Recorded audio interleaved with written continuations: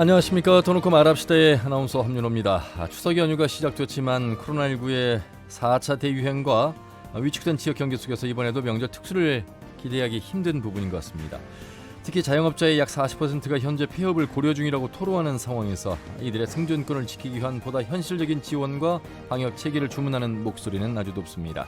손실 보상에 대한 시기와 기준 확대, 또 경제활동을 최대한 보장하는 방역 개편을 촉구하고 있죠. 오늘 토노콤 아랍시다에서는 소상공인 지원과 방역체계 개편이라는 주제로 함께하겠습니다.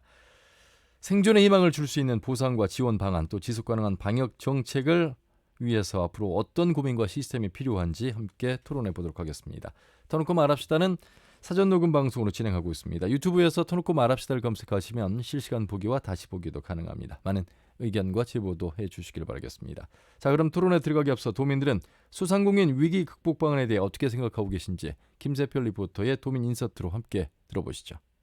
항상 이런 추석 때라든지 전통시장은 그렇게 왁자지껄했던 모습이 익숙했고, 올해는 그렇지 못하다 보니까 어색하기도 하고, 어떻게 하면 사람들이 많이 전통시장을 찾을 수 있을지 저희도 고민을 계속 하고 있습니다. 코로나 초대 왔을 때는 정부에서 코로나 용자 대출도 해주고 그런 걸로 버텨왔는데, 시간이 흐를수록 갈수록 답답한 거예요. 어제는 신용회복위원회 채무조정 그 신청도 하고 왔습니다. 저희 같은 경우는 업종이 도소매 업종이다 보니까 제한업종하고는 다르게 전혀 혜택 없습니다. 소상공인 지원금 해서 나오는 게 있어서 받은 사람들은 있죠. 지원을 받는 거니까 도움은 되긴 하겠지만 그게 해결책은 아니니까요. 규제를 완화한다는 거잖아요. 조금이라도 완화가 되면은 그래도 당장 숨통이 트일 거니까. 정부가 소상공인 손실을 보존하는 정책을 시행해 보니까 주먹 9구식 그리고 전시행정의 모습이 보이더라고요. 특히 동네 서점하고 대형 인터넷 서점은 규모도 다르고, 동네 서점들은 마찬가지로 좀 코로나 때문에 되게 어려운 상황인데, 그런 부분들을 잘 살피지 않았다는 것이 참 섭섭하기도 하고요. 우리 소상공인들도 함께 살 수 있는 방법을 좀 모색해야 되는데, 위드 코로나의 방식이 적어도 숨통이 튈 수 있는 그런 방안들이 좀 같이 함께 나왔으면. 지원이 아예 없는 것보단 낫지만 그래도 부족하죠. 바라는 거요. 모두가 다 받지 않을까 싶어요. 종식돼서 끝나는 거 그 전으로 위드가 아닌 끝났으면 좋겠어요. 네, 소상공인 위기 극복 방안에 대한 도민들의 의견을 들으셨습니다. 오늘 두 분과 함께 토론해 보도록 하겠습니다. 먼저 전북 소상공인연합회 임규철 회장님 어서 오십시오. 네, 안녕하세요. 네, 그리고 한국외시업중앙회 정명래 전주 완산구 지부장 나오셨습니다. 어서 오십시오. 네, 반갑습니다. 우리 정명래 회장님 명절 세계에서 장보기 하시잖아요. 네, 기쁜 마음으로 하시잖아요, 사실은. 네, 그래야죠. 네. 그런데 한숨만 나오고 있어요. 이 코로나19가 작년에 시작돼서 이제 두 번째 추석을 맞게 되는데 네. 환하게 웃는 분들 만나기 어렵습니다. 저도 이제 중앙시장 다녀왔거든요. 취재 때문에 재난지원금 어떻게 또 쓰이고 있는지 사람이 많지가 않아요. 많을 수가 없죠. 계속 거리두기를 하라고 예. 방송은 하죠. 그다음에 요즘에는 쿠팡 같은 온라인 쇼핑몰에서 다 이용을 하기 때문에 전통시장까지는 직접 가서 장보기 하는 게 굉장히 어렵습니다. 이번 재난안전금 그 지원을 우리가 포인트로 주지 않았습니까? 예, 예. 그러다 보니 카드로 이용해서 결제까지 하게 되니 거의 다 온라인 결제로 가기 때문에 전통시장 발걸음이 줄어들 수밖에 없었을 겁니다. 예. 그래도 명절 분위기는 그래도 좀 나야 되지 않을까. 사실 상인들이 분주한데 손님들이 많지 않아서 보기에도 좀 안타깝기도 하고. 그게 왜 그러냐면요. 지금 저희 전주시 같은 경우에는 3단계를 유지하고 있지 않습니까? 예. 그러다 보니 사회 거리두기라 해서 가족 모임을 못 하게 하니 음식 장만들도 그만큼 많이 적게 안 예. 하게 되죠. 예. 그러다 보니 그런 분위기, 명절 분위기를 못 느끼고 있습니다. 예. 소상공인들 특히나 이 명절 특수 대목 아니겠습니까? 네. 예. 그런데 이제 그렇지 못한 분위기 속에서 올 추석을 지금 맞이하게 됐는데 얼마나 어려움이 많으셨는지 지금의 또 분위기까지 좀 전해주신다면요. 예, 저희도 지금 연합회에서 아무래도 이번에 이제 나온 상생 국민 지원금을 전통시장이나 꼭 전통시장에 국한하지 말고 골목상권에 있는 소상공인 사업장들도 굉장히 어려움이 토로할 정도로 예, 힘듭니다. 그게 아무래도 이런 명절이 돌아오면 전통시장은 많이 강조를 하고 일반인들이라든가 정치인들도 행보를 좀 많이 하고는 있죠. 실제 예. 저희도 그래서 지금 이 상생 지원금을 가지고 전통시장과 골목상권, 소상공인 우리 동네 사업장에서 좀 활용을 하자라는 캠페인을 지난 14일에 예. 올해는 전통시장에서 전주시와 함께 진행을 좀 했습니다. 예. 그만큼 방금 지부장님께서 말씀하셨지만 거리두기 그리고 가족 모임 최소한의 이동 제한들이 있다 보니까 그렇죠. 명절을 기대하는 소상공인들은 그래도 한편으로 내심 기대를 하면서 장보기에 대한 제수용품 쪽은 그래도 조금 일부는 나가요. 예, 예. 그런데 그 외 나머지 뭐 전통시장 안에 있는 상품들도 거의 판매로 실질적인 판매 이루어지지 않고 요즘은 시대 자체가 또 비대면 그리고 온라인 시대로 모든 것이 전환돼 있다 보니 예. 전통시장이나 우리 동네 이용보다는 온라인 구매가 이루어지는 게 모든 게 현실이죠. 예. 골목 상권을 비롯해서 뭐 전통시장 모두 다 포함해서 소상공인들 자영업 하시는 분들에 관해서 좀 이야기를 일단 문을 열어봤는데 잠시였지만 4단계 상향된 적이 있었잖아요. 네. 네. 그때 정말 많이 힘드셨을 것 같아요. 예, 저희가 이제 전주시에서 4단계 발표를 갑작스럽게 해가지고 예. 당일날하고 다음날까지 실은 미룬 적을 너무 많이 받았어요. 이런 예, 내용에 예. 대해서 회원들로부터. 알고 있었냐. 예. 예. 그래서 저희가 발빠르게 도청 앞에서 전라북도 또한도 3단계 2주 연기에 대해서 예. 발표를 했고 전주시도 4단계로 돌입이 돼서 예. 뭔가 이제 방역 지침 이런 희생만 강요하지 말고 뭔가 지원 정책을 좀 내놓으면서 예. 함께 살 수 있는 방안을 좀 연구해 달라라는 뜻으로 저희가 기자회견을 예. 했고 전주시에서는 그 저희들의 목소리가 전달이 돼서 일주일 만에 4단계에서 다시 3단계로 그렇죠. 완화해 줬습니다. 사실 시민들 입장에서 이제 3단계에서 4단계 뭐 좀 집합금지가 좀 강화된 거 이외에 피부를 못 느끼실 것 같습니다만 자영업 하시는 분들은 심지어 뭐 이 도청 앞에 서부 신시가지를 비롯해서 KBS 앞에도 그렇고 식당이 저녁에 손님이 없어요. 네, 맞습니다. 4단계가 8월 29일 날 예. 발표가 돼가지고 9월 3일까지 적용이 됐었는데요. 거의 그 그동안의 휴업을 문을 닫은 업소들도 많았고 왜냐하면 2인까지만 제한이 돼 있었잖아요. 그렇죠. 낮에는 네, 4인, 그래서 6시 이후에는 2인. 2인. 예. 그다음에 그 백신 맞은 분까지 해서 플러스 4인까지만 알파가 허용이 있습니다. 되다 예. 보니 실질적인 인건비 감당이 안 되고 그다음에 저희 외식업 쪽 같은 경우에는 식자재를 구입하는데 그날 하루에 소비를 못하면 또 다른 피해가 발생을 하다 보니 예. 문을 닫을 수밖에 없는 상황이 돼 있었고요.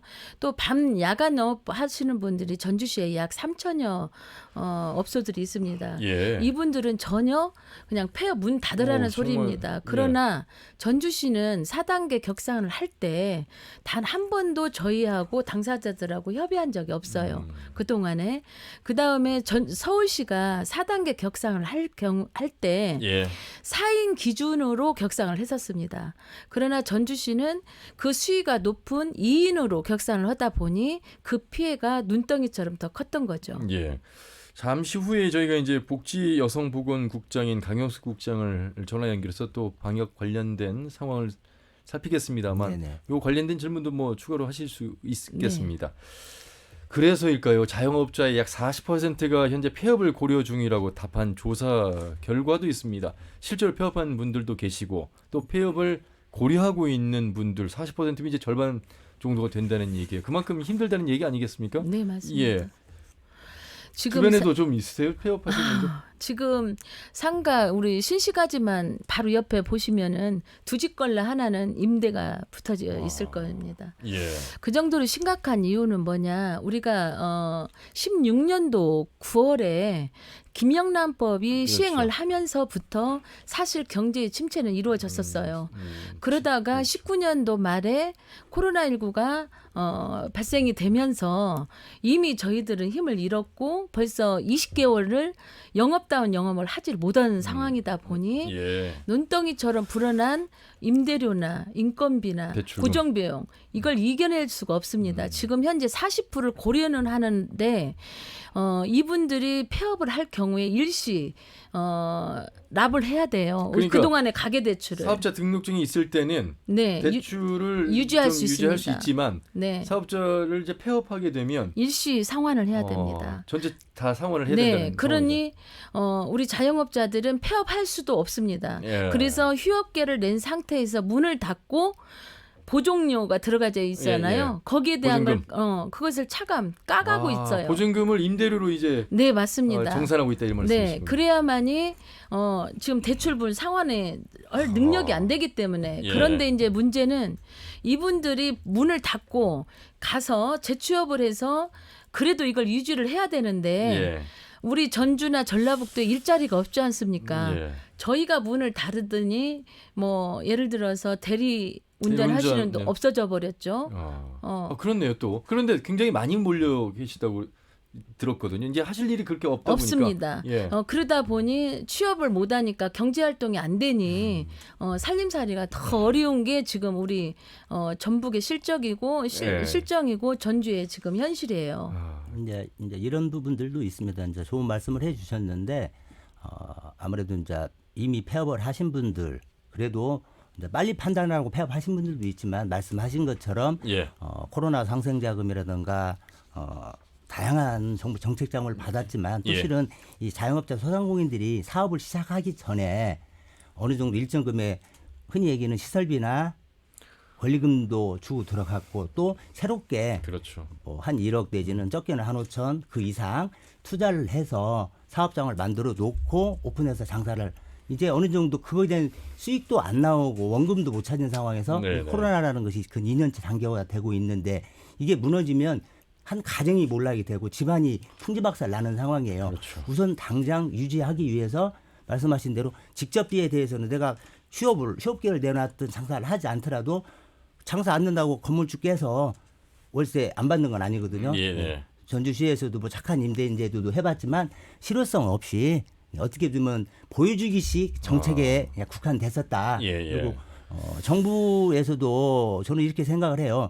정부에서도 앞으로 지금 2년 정도 이제 곧 오는데 예. 앞으로 이게 풀리고 자영업자들이 다시 회복되고 소상공인들이 살아나려면 최하 2년, 3년 이상 걸리는데 그 후에 대한 대책을 미리 준비를 하지 않으면 안 된다는 얘기죠. 예. 지금 현재 가슴 아픈 게요. 제일 제가 어제 사실 제가 굉장히 마음이 아팠습니다. 물론 운송업 하시는 분들이 손님들이 없어서 경제적인 수익금이 적다 보니 생활에 힘들다 해가지고 어제 전주시가 발표한 게 재난안전금 80만 원씩 지원을 했지 않습니까? 예. 그분들은 저희들이 영업을 올해까지 하지 못하기 때문에 그만큼 고객이 줄어서 난 손실보상을 해주신 거예요. 그런데 실질적인 저희들은 이렇게 눈덩이처럼 불어나고 피해를 보고 있는 저희들한테는 네. 단 1푼도 저희는 혜택을 보지 못했습니다. 그래서 그게 굉장히 소외되고 그 이유인 즉 저희 숫자가 너무 많습니다. 전주시에 12,500개 외식업체예요.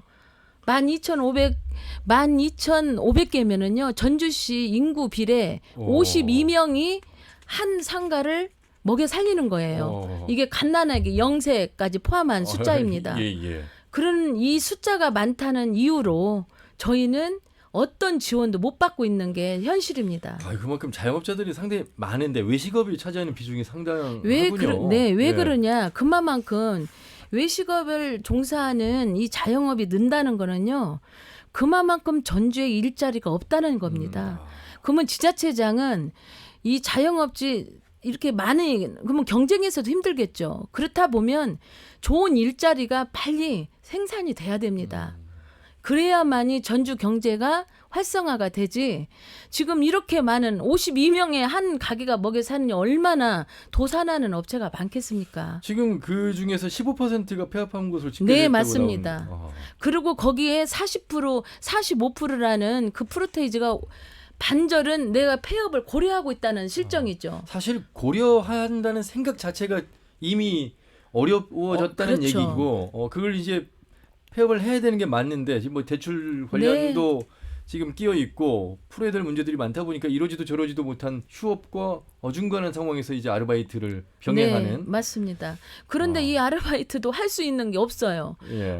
영업 제한이 되기 때문에 기존에 이렇게 많은 외식업체에서도 일자리는 근로자는 줄어들고 있습니다. 그러면 그 지금까지 5차 재난 지원금이 지금 지급되고 있잖아요. 네. 올 연말까지 써야 되고 네. 1인당 25만 원씩 뭐 하위 88%. 네. 이런 지원금이 어쨌든 도움이 되지 않겠습니까? 이런 지원금과 더불어서 소상공인들을 위한 희망 회복 자금이랄까요? 이것들도 있는데 그러니까 현실은 어떤지도 좀 궁금해요. 현실은 예. 88%잖아요. 예. 자, 저희 같은 경우에는 시간 제한과 인원 제한을 하고 있어요. 그렇죠. 거르두기로. 예. 그러다 보니 받을 수 있는 확률이 적습니다. 이미 그렇잖아요. 반토막이 된 영업에서 그나마 이게 돌아가고 있는데요. 제가 깜짝 놀란 게 있습니다. 우리 이번에 재난안정 25만 원 받을 때 예. 우리 아나운서님 뭘로 포인트를 받았습니까? 카드로 받으셨어요? 저는 죄송합니다만 지원 대상자가 아니었어요. 아니었습니까? 예. 건강보험료를 좀 많이 내고 있어서 그럴까요? 아, 그러시구나. 네. 이번에 저 지역 앞에나 우리가 카드로 앱을 받았잖아요. 근데 이 카드로 받았는데 무슨 현상이 일어났냐? 자영업자 가맹점에서는요. 예. 3억 미만은요. 0.8% 수수료를 내고 있었습니다. 25만 원에 2천 원을 우리 가맹점이 부담하고 있는 겁니다. 그 소비자는 전혀 모르는 그 소비자는 전혀 모르죠. 25만 원 전액을 다 25만 쓸 원 수 전액을 있으니까. 썼지만 예. 우리는 이래 뜯겨 저래 뜯겨 지금 설 곳이 없는 우리한테 카드사에서는 다시 2천 원의 돈을 우리는 물게 됐습니다. 소상공인들 입장에서 자영업자 입장에서는 이 재난지원금이 도움이 되기도 하지만 그 중간에 수수료를 지금 내고 있다는 네, 그런 말씀을 맞습니다. 하고 계셨습니다. 예. 네, 이제 어떻게 보면 좀 깊이 있게 잘 그 맥을 또 잡아서 말씀을 하셨던 것 같아요. 예, 네. 그러니까 국민 뭐 이를테면 회복자금 같은 경우는 이제 언론에서 이제 정부에서 이야기할 때는 이제 수도권과 비수도권 해서 예. 저희 전라북도 같은 경우는 비수도권이다 보니까 최대 900만 원까지 언론에서 발표를 했고 예. 일부 이제 거기에 관련된 집합 제한이나 집합 금지 업소에서는 내심 좀 기대를 많이 했어요. 예. 근데 실제 받은 분들은 대부분 한 200에서 400만 원 정도 수준.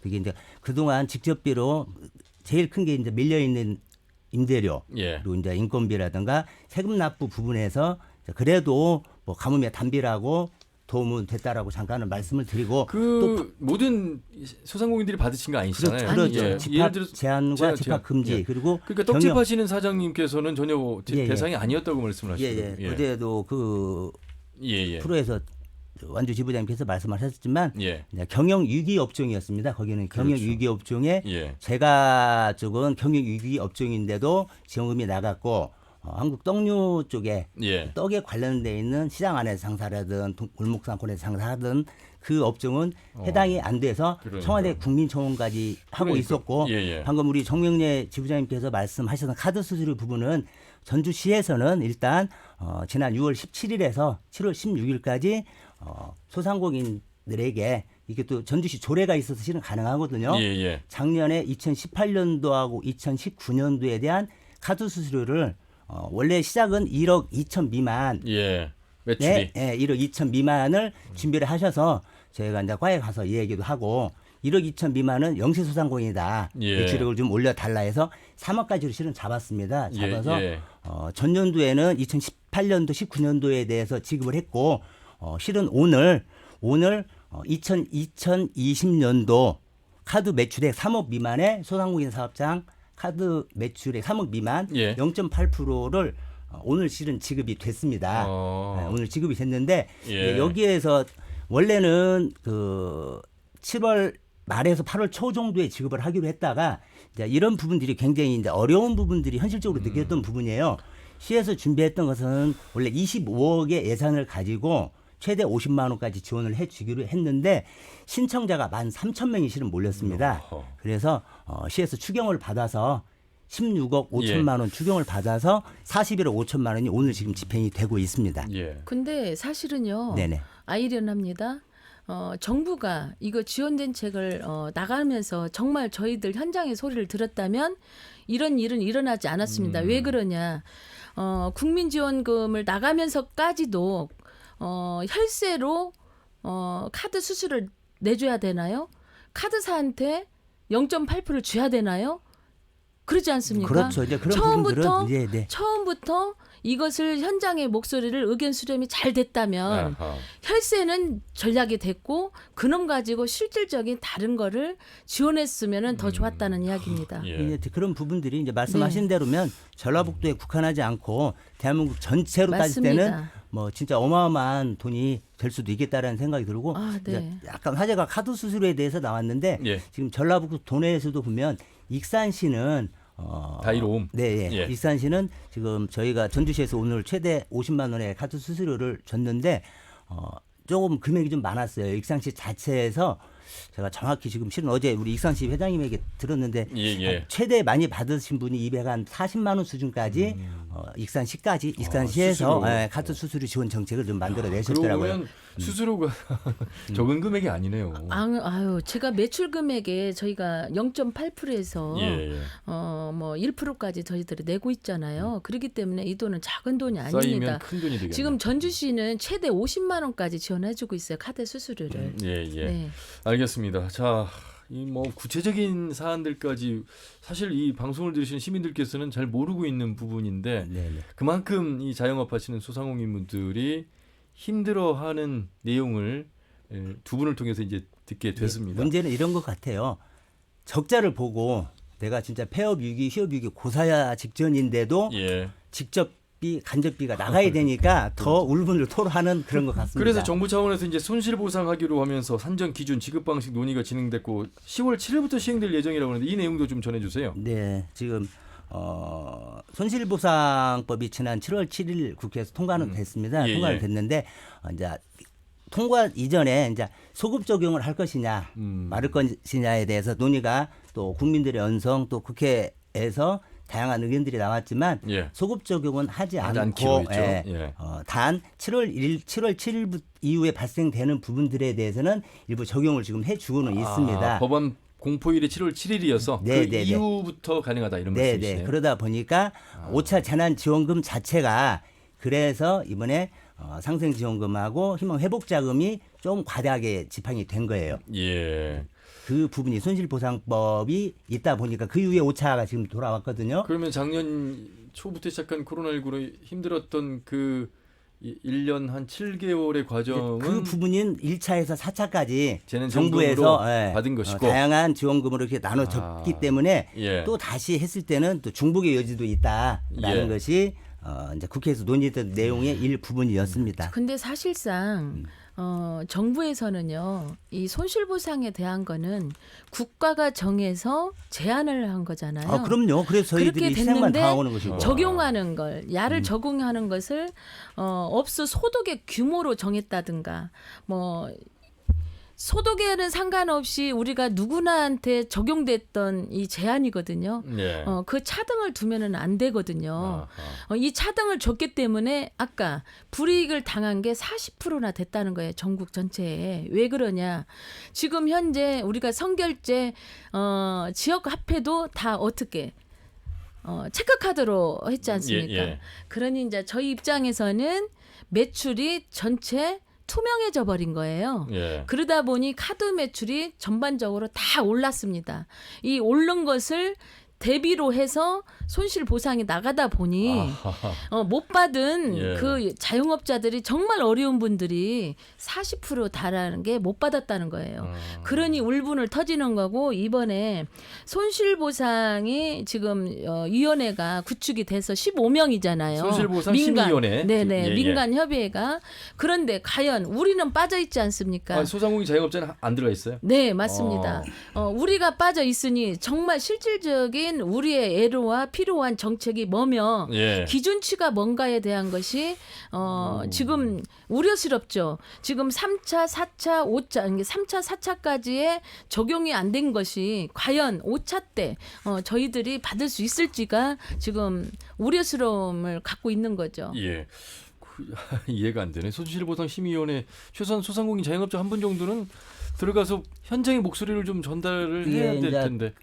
나름대로 그 위원회 안에 계신 분들의 실은 그 셈법이 좀 실은 있습니다. 좀 조심스러운 부분인데 예, 예. 저희 이제 소상연합회 전임 중앙회장님께서 그 소상공인위원회 위원장으로 가셨었어요. 예. 위원장으로 가셨었는데 내부적으로도 정치를 하신 분들 안에서 이제 소상공인을 대표하시는 분들이 있고 또 뭐 여러 가지 단체 관련된 의원님들이 좀 있습니다. 예, 그러다 예. 보니까 내부적인 것이 이제 참 이렇게 언론에서 제가 오픈하기는 좀 알겠습니다. 조심스러운 말들이 예, 좀 네. 있습니다. 우리 임규철 네. 회장님 말씀이 맞아요. 네. 실질적인 게 이런 당사자들의 의견을 수렴이 돼야 되는데 예. 아까 우리 소상공인 연합회도 지금 안 들어가 있잖아요. 각자 직능이 있어요. 네네. 임의용이라든가 이런 외식업 쪽이라든가. 그렇죠. 그런데 야를 대변해 줄 사람이 없고 연합회라는 곳에서 거기서 테이블에서 논의가 되니 여기가 빠진 거예요. 그런 예, 예. 이제 알겠습니다. 실정입니다. 자, 코로나19로 힘든 시기를 겪고 있는 자영업 소상공인분들 관련해서 경제 이야기를 좀 하고 있는데요. 이번에는 아마 이 관광업계, 여행업계가 가장 힘들지 않을까라는 생각을 해보면서 연결을 해보도록 하겠습니다. 전주시 관광발전협의회 정혜권 사무국장을 전화 연결하겠습니다. 국장님 안녕하세요. 예, 안녕하십니까. 예, 저희가 종종 스튜디오에 모셔서 말씀드렸습니다. 오늘은 전화 인터뷰를 하게 됐는데 이 뭐 거의 뭐 수익이 제로다라고 말씀하시는 여행사 사장님과의 인터뷰도 있었고 여전히 힘드시죠? 그렇죠. 저희 관광 산업군에 있는 실질 여행사는 아직 코로나 시작된 이래 지금까지 매출이 제로입니다. 관광객도 그만큼 줄었고 사실 이제 해외 여행은 힘들다 보니까 국내 여행인데 국내 여행은 거의 뭐 가족 단위의 자발적으로 또 자진해서 가는 경우가 많아서 이렇게 여행사를 통하지 않는 그런 경우가 많아서 그 부분도 큰 도움이 안 된다면서요? 네, 맞습니다.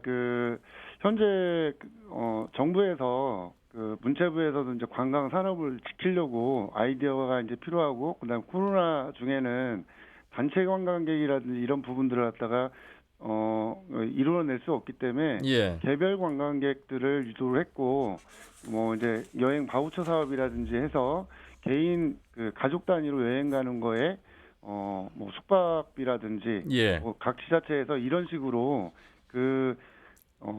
그들에게 혜택을 주는 쪽으로 가다 보니까 여행사에서는 그 부분을 갖다가 서비스를 해야 되는데 서비스할 기회가 당연히 없겠죠. 예. 그러다 보니까 수익은 똑같이 제로일 수밖에 없고 이런 예. 구조가 좀 있죠. 지금 추석 연휴가 시작이 됐습니다. 이제 목요일에 녹음을 하고 있긴 합니다만 이번에 글쎄요 숙박업 70% 정도가 예약이 됐다 이렇게 지금 기사가 나오고 있는데 그 70%도 온전한 예약률의 70%가 아니라는 말씀을 하시던데 그렇습니까? 이제 호텔 쪽은 관광 산업에 또 이제 중요한 중심 역할을 하고 있는데 예. 사실 여행사에서는 호텔을 중개 서비스를 해야 수익을 갖다 가져갈 수 있는 거잖아요. 이게 또 다른 질문 같은데 호텔 같은 경우는 지금 이제 OTA 시장 온라인 플랫폼을 해가지고 예. 개인들이 호텔로 예약을 하고 있어요. 그러다 보니까 호텔은 그나마 조금 수익이 발생할 수 있는 여지가 있겠죠. 예.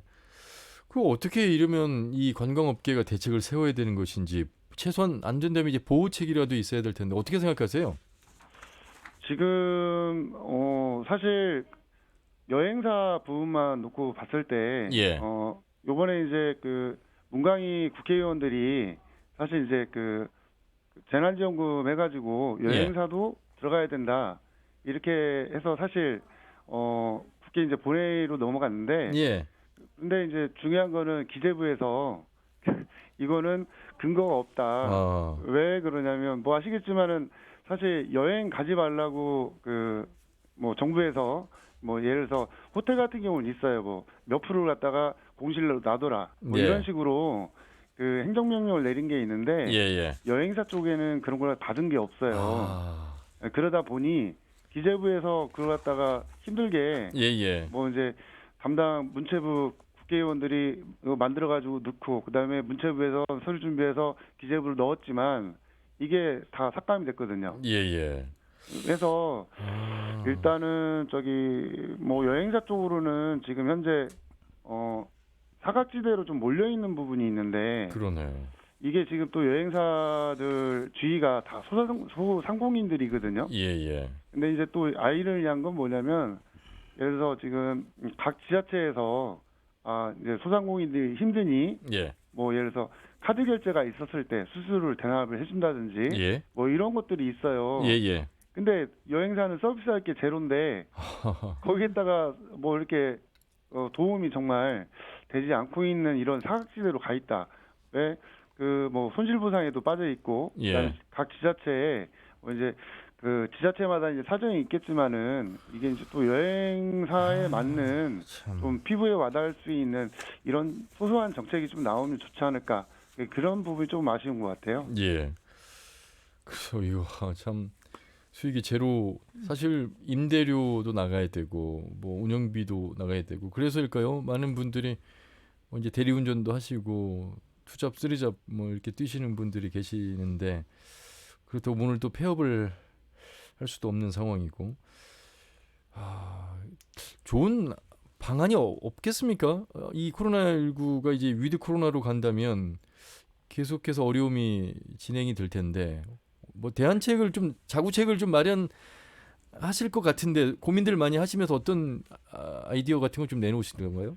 지금 절실한 부분을 일단은 먼저 얘기를 예. 한다라고 하면 예. 좀 전에 얘기했던 그 특히 여행사 소상공인들 같은 경우는 지금 손실보상이라든지 아니면 각 지자체 살림이 다르겠지만 거기에서 좀 실질적으로 와닿을 수 있는 그런 대책안. 예. 뭐 예를 들어서 지금 사실 여행사가 매출이 제로임에도 불구하고 현재 유지를 하고 있는 회사들 같은 경우 상황을 보게 되면 예. 예를 들어서 직원이 뭐 5명이었어, 10명이었어 이러면 지금 이제 유급 휴직이라는 제도 해가지고 고용노동부에서 예. 급여의 90%를 대주고 여행사에서 10%를 내고 있거든요. 예. 이 또한 돈을 벌지를 못하고 그냥 내고 있는 거고 유지를 시키고 있는 거거든요. 10%를 내야 되기 때문에 그런 거죠 지금. 이거 당연히 그렇게끔 돼 있어요 구조가. 네. 그러면 이 부분은 일단은 뭐 나름 이제 노동부에서 좋은 제도니까 뭐 이제 직원들도 이제 먹고 살아야 되는 이런 그렇죠. 부분들이 있잖아요. 예. 그래서 각 회사마다 지금 그렇게 하고 있는 회사들이 한 60% 정도 되는 것 같고 예. 이것도 이제 힘들어 가지고 돈을 갖다 벌지 못하는데 10%씩 내다 보니 직원들하고 협의를 해가지고 이제 권고사직으로 처리를 하는 거죠. 예. 그러면 이제 시력급여를 이제 받고 이제 이렇게 구직 활동하면서 지내고 있는 이런 회사 양분화가 돼 있는 것 같아요. 예. 그래서 지금 남아 있는 여행사라든지 아니면 다시 돌아올 수 있는 이러한 거를 아이디어를 조금 정말 내야 되는 상황이 아닌가 이런 부분이 있고요. 예. 그다음에 이제 또 하나는 뭐냐면 이게 이제 전세버스가 또 문제가 될 것 같아요. 그렇네요. 거의 뭐 가동이 안 될 것 같은데요. 그렇죠. 이제 예. 여행사는 문체부 소속이고 전세버스는 국토부 소속인데 예를 들어서 국토부는 또 사정이 또 다르거든요. 예. 그러다 보니까 지금 전세버스 같은 경우가 이제 대단히 여행객이라든지 뭐 이동을 그렇죠. 관광교통에 지대한 역할을 하고 있는 사실 사업 서비스 부문인데 예. 이 부분에 있어가지고 지금 현재 매출이 급감을 해가지고 지금 거의 100이었다고 하면 지금 코로나 기간에는 거의 가동률이 한 15%에서 20%밖에 안 돼요. 예. 이런다고 이 상황이 제가 봐서는 아주 관광 쪽으로 교통 쪽으로는 아주 필요한 유지가 돼야 되는 전세버스임에도 불구하고 또 이쪽도 마찬가지예요. 사각지대에 빠져 있는 것처럼 이것도 뭐 손실보상이라든지 이런 거에 다 빠져 있거든요. 예. 그래서 관광산업군 안에는 여러 가지 직종이 있죠. 외식업이라든지 뭐 호텔 숙박업이라든지 예. 뭐 이제 관광 컨텐츠 해가지고 뭐 보여주라는 거 뭐 이제 공연이라든지 문화 이쪽도 다 들어가 있긴 하지만 다 중요합니다. 하나 중요한 거 빠지는 것이 없는데 예. 그래도 그 여행사 부분하고 전세버스 부분은 그래도 조금 전문 집단이고 좀 필요 집단이니까 예. 이쪽에 맞는 그 좀 각 부처에서 조금 그 반영이 돼가지고 기재부 예산이 서서 알겠습니다. 좀 빠져 있는 걸 참여를 시킬 수 있도록 이러한 부분들이 필요하지 않을까 싶어요. 정부의 행정당국의 시각과 진짜로 힘들어하는 소상공인 자영업자들의 현실을 조금 더 가까이서 들을 수 있는 접점이 필요하겠다 이런 생각을 해보게 됐습니다. 말씀 여기까지 듣겠습니다. 고맙습니다. 네, 감사합니다. 전주시 관광발전협의회 정혜관 사무국장이었습니다. 임규철 회장님, 네네. 그러니까 쉽게 말하면 그 사각지대가 상당히 많은 것 같고 네네. 그거 좀 살펴달라는 얘기고 또 현실적인 도움이 필요하다는 얘기를 지금 하셨어요? 이 부분에 대해서 제가 좀 말씀을 드리면 예. 정부에서 소상공인을 경제 주체로 인정한 것이 지난 2020년도에 소상공인 기부법이 제정이 되고 예. 올해 2021년 1월 9일 날 소상공인 기부법이 이제 시행이 됐습니다. 예. 그러면 이 소상공인에 대한 정의를 먼저 생각을 해야 되는데 자, 소상공인이라고 하면 고용인이 5인 미만과 예. 건설업, 운수업, 제조업 등이 10인 미만의 소상공 그 고용인을 가지고 있는 게 소상공인의 범위로 보고 있습니다. 예. 그러면 아직까지 정부 자체에서 소상공인 범주 안에 있는 것에 대한 지원책이나 대책이 이제 과거에 소상공인 지원에 관한 법률이 있었지만 예. 소상공인을 경제 주체로 이제 인정을 실현했기 그러네요. 때문에 예. 아직은 좀 대책이 미흡하고 그런 부분이 현실적으로 나와 있는 것이 현재 이 코로나가 장기화가 되면서 지금 자영업자 소상공인들이 빚이 66조입니다. 예. 근데 내년도에 저희 중기부 예산이 18조예요. 중기부 예산이 18조인데 중기부 예산에서는 중소기업하고 소상공인 전통시장까지 나눠지죠, 또. 나눠집니다. 예. 그걸로 소상공인 시장진흥공단까지 같이 이제 운영을 하고 있는 부분들인데 그 부분에서 소상공인 예산은 중기부 예산 18조에서 1조 8천억밖에 안 돼요. 이렇게 10%인데 자 대한민국 전체의 정부 예산이 604조입니다. 예. 0.2% 정도. 0.29%. 29. 네. 예. 대한민국 전체 예산의 604조에서 이 코로나 팬데믹에 소상공인 자영업자들 다 죽어나간다고 상상할 수 있게끔 해달라고 살려달라고 이렇게 외치는데도 예. 예산 자체가 내년도 것도 0.29%에 아직 미흡하다. 이런 부분들이 가장 크게 해결이 돼야 될 것 같아요. 예. 그러다 보니 자, 지자체에서도 또 나름대로 행정명령도 하고 소상공인들에게 정부 지침에 따라서 여러 가지 다양한 방역 지침을 내놓고 있잖아요. 예. 그러면 과연 전라북도 지자체에서는 전라북도 예산 중에 과연 얼마의 소상공인을 위해서 돈을 사용을 하고 있는지 실은 제가 과에다 좀 물어보고 싶었고 오늘 지금 우리 강영석 과장님 좀 이따가 국장님, 국장님 바로 전화 인터뷰 연결해 하시잖아요. 볼까요? 그러면 거기에다가도 조금 한번 물어보고 싶고 예, 아마 이 방송을 듣고 계실 것 같은데 네네. 지금 전라북도에 한 3천여 명 정도의 확진자가 나왔지만 그러면 과연 소상공인들의 또 사업장에서 그 확진자의 분포도가 어느 정도인지 지금 데이터를 실은 제가 어제 받고 싶었는데 놓쳤어요. 누적 확진자를 지금 말씀하셨는데 토대로 해서 한번 뭐 분석이 필요하겠다 이런 말씀이잖아요. 그렇죠. 그걸 좀 가지고 도에서도 방역 지침이라든가 거리두기라든가를 조금 업종별 좀 나눠서 좀 했으면 좋겠다라는 생각도 좀 도에서도 지금 받습니다. 최선을 다해서 지금 뛰고 계시는데 일단 전화 연결해 보도록 하겠습니다. 복지여성보건국의 강영석 국장을 연결하죠. 국장님 수고 많으십니다.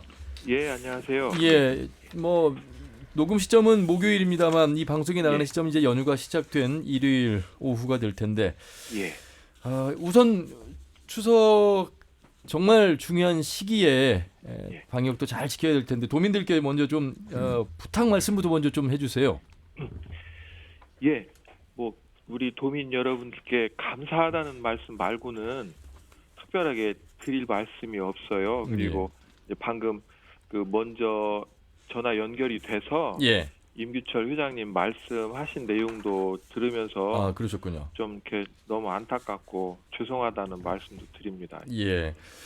자, 이 더욱더 확산돼서는 안 되는 시기인데 또 추석 대명절을 또 맞이했고 행복한 시간이 돼야 되겠습니다만 명절 이후에 또 어려움이 예상이 되기 때문에 각별히 신경을 쓰고 계실 것 같고 지금까지 도민들 잘 해오셨다는 말씀을 해주셨습니다. 백신 접종률 지금 70% 정도에 근접하고 있습니까? 예, 현재 우리 도내로만 따지면 1차 접종이 70%를 넘어섰고요. 예, 예. 접종 완료가 뭐 50% 가까이 바라보고 있습니다. 이제 예. 다만 우리가 목표치는 접종 완료자가 70% 이상이기 때문에 예. 여전히 좀 분발을 해야 되는 내용이고요. 그렇군요. 당국에서는 5접종 최소화를 위해서 더욱더 노력하겠습니다. 예. 임규철 회장님께서 강영숙 국장님과 하실 말씀이 많을 것 같습니다. 우선 예. 4단계로 상향됐을 때 예. 이 소상공인 분들의 의견까지라고 말씀을 드려야 될지 모르겠지만 뭐 또 상황이 더욱더 심각했기 때문에 바로 또 전주시가 4단계로 격상을 했겠습니다만 여기에 대해서 소상공인들 목소리 많이 내셨잖아요. 예. 예. 일단 4단계로 강화된 데는 도와 아마 전주시의 어떤 협의 과정을 통해서 또 중공의 어떤 지침과 함께 어우러져서 진행이 됐을 텐데 그 관련해서 좀 말씀을 좀 해주시죠. 예. 사실 뭐 저도 그 정부 또 방역 당국의 한 사람으로서 정말 송구스럽다는 말씀밖에 못 드리는 이유가 뭐냐면은 사실 뭐 거리두기 단계의 여러 가지 세부 내용이라든지 조정이라든지 그런 다양한 내용들이 어찌 보면 국민들의 많은 의견을 통해서 나온 게 아니고 좀 일부의 전문가들을 통해서 나온 그런 한계점이 있습니다. 예. 당초에 많은 분들 저도 마찬가지지만 그 일괄적인 적용보다는 열심히 하시는 분과 좀 그렇지 못한 분들과의 차이가 있어야 되거든요. 그리고 확진자가 나온 곳과 그렇지 않은 곳도 차이가 있어야 되고요. 사실 저도 그 책임을 져야 되는 위치에 있긴 하지만 예. 그런 내용들에서 직접적으로 뭐 그 조정을 하고 또 그런 방안들을 마련하는 그런 자리에 있지 못했기 때문에 예. 안타까운 마음이기도 합니다. 예. 예. 임규철 회장님 인사 나누시죠. 네, 안녕하세요. 예, 회장님 안녕하세요. 예, 예. 이게 지금 실은 그렇습니다. 이게 좀 비유가 맞을지는 모르겠지만 예. 언론에서 그 이동 동선이 확인되지 않은 전국적이나 뭐 전라도도 마찬가지겠지만 확인되지 않은 동선들에 대해서는 언급을 하지만 실은 예, 예. 뭐 정부 방침이든 전라북도 방침이든 실은 사람들이 좀 많이 모이는 곳으로 따지면 예. 뭐 지하철도 있고 버스도 있고 전철도 있고 관광버스도 있고 고속버스도 있고 다 있잖아요. 예. 이를테면 근데 언제까지나 소상공인 사업장 거기에서만 확진자가 거의 분포가 많이 되는 양 예. 희생을 끝까지 지금 강요를 하고 있다라는 점 그런 예. 부분들을 하고 그동안도 누적 확진자들이 3천여 명 전라북도 내에도 이렇게 많이 늘어났습니다. 실은 예. 그러다 보니까 또 정책을 펼치고 보건국장님으로서 역할을 주시는 부분에 대해서는 감사한데 좀 더 아까 말씀하셨듯이 전문가 의견 당연히 들으셔야죠. 그렇지만 실질적으로 피해 당사자, 이해 당사자들에 대한 의견 수렴도 좀 뭐 예. 한 번 정도 또 두 번 정도는 거치시고 좀 예. 그런 의견을 좀 반영을 해서 해주셨으면 좋겠다는 말씀 좀 드리고. 예, 예. 예, 예. 일단 요 관련해서 네네. 좀 말씀 들어보겠습니다. 예, 예. 예. 저도 그런 부분에 대해서 전적으로 공감을 합니다. 사실 지방 정부의 한계가 있습니다. 아까 뭐 예산 이야기도 하시고 그런 거를 제가 수화기를 통해서 일부 들었는데요. 사실 지방 정부가 할 수 있는 내용이 매우 제한적이기 때문에 큰 틀에서의 거리두기 세부 사항 적용을 지방 정부 차원에서 바꿀 수 있는 내용들이 매우 제한적이라는 말씀을 좀 드리고 싶고요. 또 이제 이전 단계와 지금 단계 또 앞으로의 단계마다 또 달리 적용이 되는 부분들이 있기 때문에 좀 적어도 지금 상황에서라도 많은 분들의 의견을 듣는 게 중요하거든요.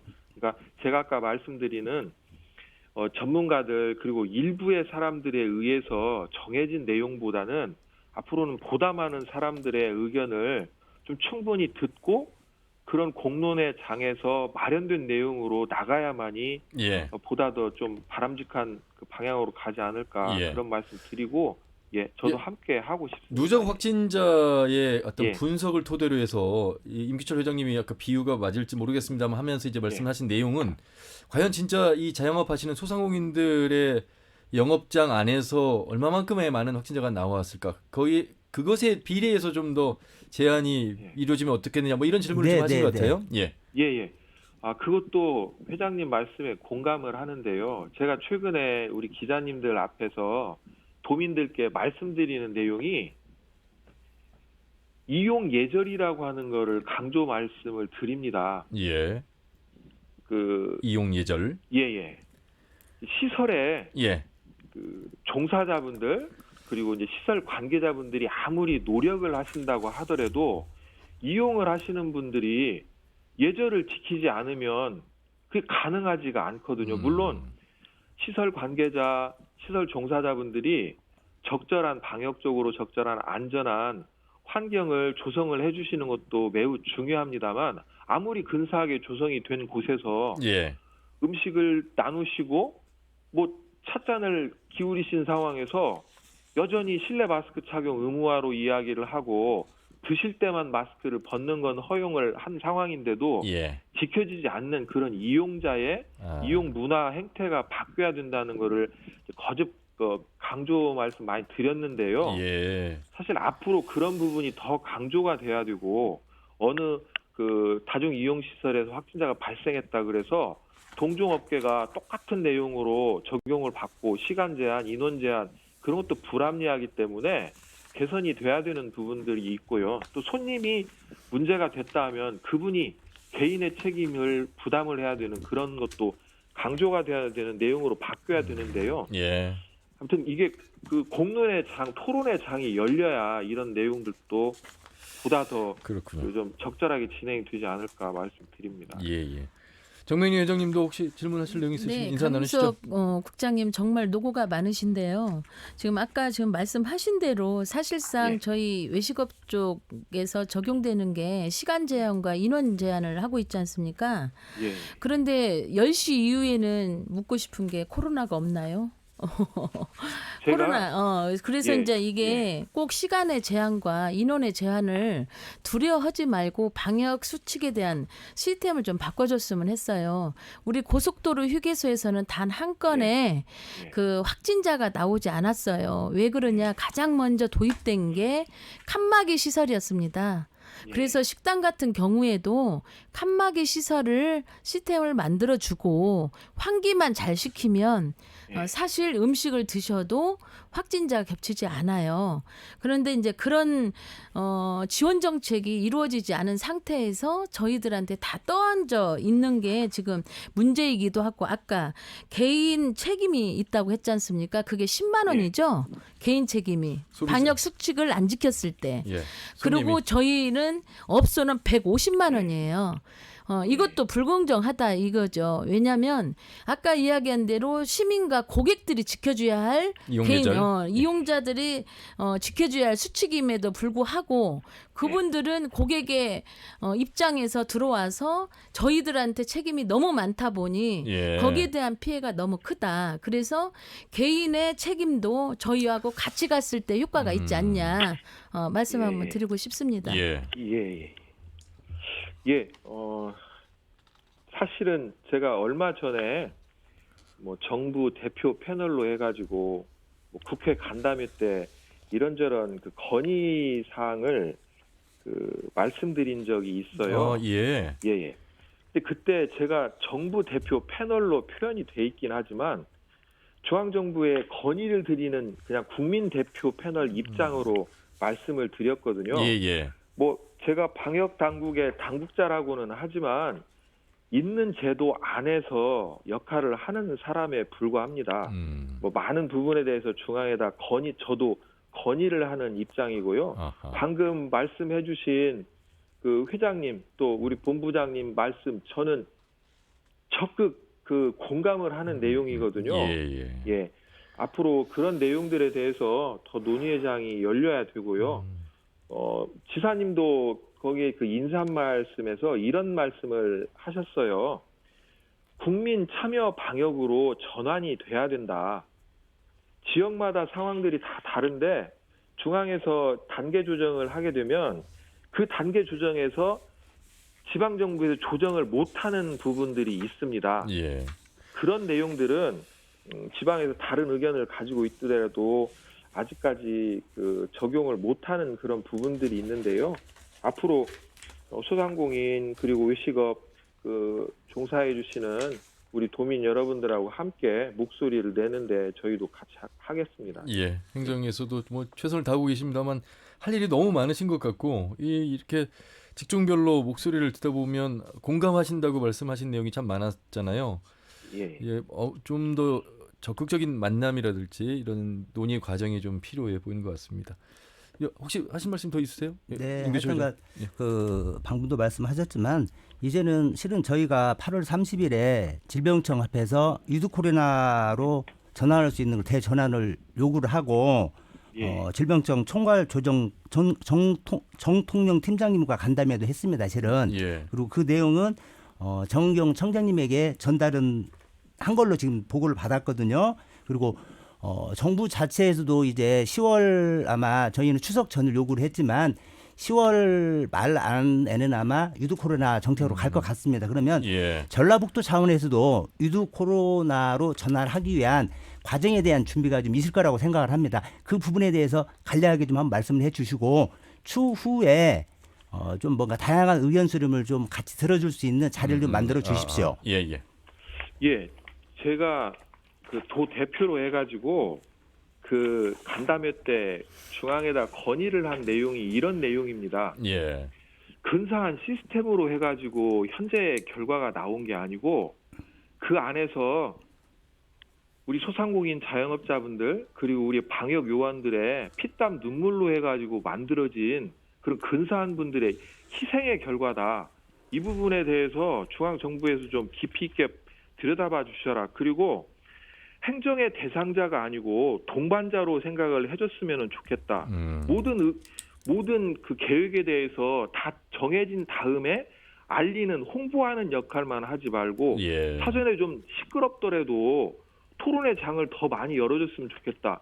이번에 그 간담회도 사실은 국회와 우리 지사님이 그 연임을 하게 되신 시도지사 협의회 주최를 한 거지 중앙에서 주최를 한 내용이 전혀 아닙니다. 예. 사실은 저희가 그래서 지방정부에 안타까움이 있다는 내용을 말씀드렸고요. 또 핀셋 방역 지방에서 지속적으로 주장하는 내용입니다. 일괄적으로 적용하지 말고 알겠습니다. 좀 핀셋 방역 해달라. 그리고 교육도 비대면을 확대하는 게 중요할 수도 있거든요. 대면으로 얻을 수 있는 거 말고 비대면으로 얻을 수 있는 내용들도 있기 때문에 획일적인 집합교육에서 좀 탈피를 해달라. 이런 내용들에 대해서도 중앙에 건의를 했고 또 손님다운 손님 만들기 아까 말씀드린 예. 이용 예절 시민운동 그런 것도 중앙 차원에서 한번 좀 실천을 해달라. 말도 안 되는 뭐 그 접종 배지 달기 그런 거 하지 말고 이런 내용에 대해서도 지방정부에서 건의를 한 내용들이 있어요. 예, 알겠습니다. 저희도 아무튼 같이 최선을 다하겠습니다. 예, 국장님 뭐 바쁘신데 말씀 잘 들었습니다. 다음에 또 전화 연결해서 말씀 듣도록 하겠습니다. 예, 고맙습니다. 고맙습니다. 예. 전북 복지여성보건국의 강영수 국장과 말씀 나눠봤습니다. 시간이 많이 흘러서요. 마무리 말씀을 간단하게 우리 도민들께 또 소상공인 입장을 대표해서 또 외식업을 대표해서 좀 간단하게 좀 마무리해 주시죠. 지금 저희 소상공인 입장에서는 장사할 수 있게 해달라는 거예요. 예. 아마 외식업 지부장님도 공감을 할 수 있는 부분인데 끝까지 희생만 강조하지 말고 함께 살 수 있는 상생 방안을 좀 만들어 주시고 방금 국장님께서 말씀하셨지만 지금 실은 전라북도 자체에서도 그러고 있어요. 거의 홍보 안내만 하고 있지 예. 그 안에 의견 수렴을 하고 실은 제가 오늘 처음으로 말씀드려볼게요. 지사님하고 소상공인에 관련된 정책에 대한 얘기를 과에다 여러 차례 얘기했지만 다 거절당했습니다. 저희는요. 예. 이게 소통이 안 돼요. 그냥 통보예요. 전달이에요. 이런 부분들도 전라북도에서 예. 탁상 행정만 하지 말고 실질적인 정책을 만들고 또 직접적인 목소리를 예. 많은 단체들에서 목소리를 들어서 정책에 반영을 해 주셨으면 좋겠다는 알겠습니다. 말씀으로 마무리하겠습니다. 예, 정명희 지부장. 네, 전북 지역의 다른 지역에 비해서 우리 그 안심콜 도입이 좀 늦었습니다.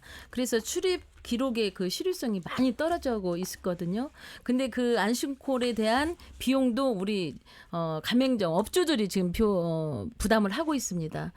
이걸 전라북도가 자체적으로 예산을 수립해서 안심콜 도입을 확대시키고 또 고객과 이용자와 우리 업주들의 갈등을 최소화시켜 주기를 바라겠습니다. 예. 그 부분에 대해서 잠깐 한마디 말씀드릴게요. 전주시에서는 지금 한 5, 600만 원 예. 예산을 잡아서 준비하고 있습니다. 알겠습니다. 말씀드렸어요. 해달라고. 예. 자, 이 추석 연휴 여러분 잘 보내시고요. 잘 보내시는 건 건강하게 보내시면서 방역 수칙 잘 지키시는 거라고 말씀을 드리고 싶네요. 소상공인들도 자영업자분들 현실적인 도움이 되는 방안들 좀 나오길 기대하면서 마무리하겠습니다. 두 분 말씀 잘 들었습니다. 고맙습니다. 네, 감사합니다. 네, 전북 소상공인연합회 임규철 회장 그리고 한국외식업 중앙회 정명래 전주 완성구치부장과 함께했습니다. 선고 말합시다는 다음 주 일일 오후 5시 5분에 인사드리겠습니다. 함윤호였습니다. 고맙습니다.